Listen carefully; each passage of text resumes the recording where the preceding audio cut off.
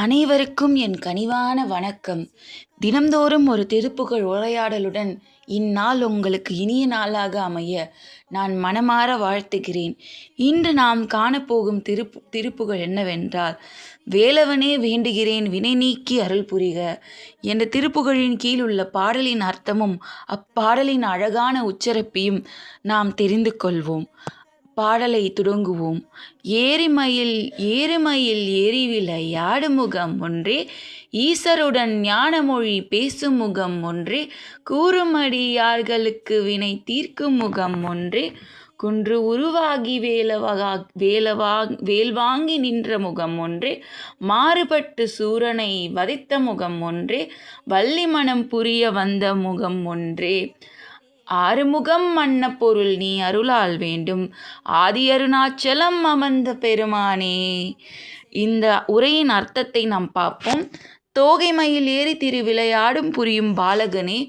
பாலகனே அப்படின்னு சொல்லி முருகரை ஒரு சின்ன குழந்தையா சொல்கிறாங்க. தோகை மயிலில் வராரு அப்படின்னு குறிப்பிடுறாங்க. சிவபெருமான் மனம் குளிர உபதேச மந்திரம் உதைத்தவனே. சிவபெருமானோட மனசையே அவர் தந்தைக்கே உபதேசம் உதிச்சிருக்காரு அப்படின்னு இந்த பாடலில் அடுத்த வரியில் குறிப்பிடுறாங்க. அதுதான் ஞானமொழி பேசும் முகம் ஒன்றே. மாறுபட்டு நின்று சூரனை இரு கூர்பட செய்து வதைத்த முகம் ஒன்றே. அதாவது நம்மளோட சூரபத்மன், அதாவது இவர் வதம் செய்வார் இல்லையா, அதை இந்த மூன்றாவது வரியில் குறிப்பிட்டிருக்காங்க.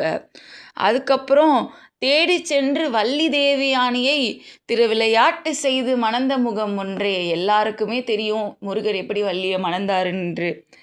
ஸோ பல புரிந்த வேலனே அப்படின்னு சொல்லியிருக்காங்க.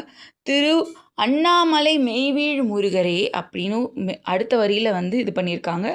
தங்களின் ஆறு முகத்தை ஒரு முகமாக தனியாக்கும் உனது போற்றியை உடன் அருள்க. அவரோட ஆறு முகத்தை ஒரு முகமாக தனியாக்கும் உனது போற்றியை உடன் அருள்க. ஏறுமயில் ஏறி விளையாடு முகம் ஒன்றே, ஈசனுடன் ஞான மொழி பேசும் முகம் ஒன்றே, கூறு அடியார்களுக்கு வினை தீர்க்கும் முகம் ஒன்றே, குன்று உருவாகி வேல் வாங்கி நின்ற முகம் ஒன்றே, மாறுபட்டு சூரனை வதைத்த முகம் ஒன்றே, வள்ளி மனம் புற வந்த முகம் ஒன்றே ஒன்றே, ஆறுமுகம் அன்ன பொருள் அருள் நின்று வேண்டும், ஆதி அருணாச்சலம் அமர்ந்த பெருமானே. இப்படிப்பட்ட ஒரு அழகான வரியை நாம் தினமும் துதித்தால் நமக்கும் பல்வினைகள் நீங்கும் என்று கூறி இத்துடன் என் உரையை நான் முடித்து கொள்கிறேன். ஓம் சரவண பவ.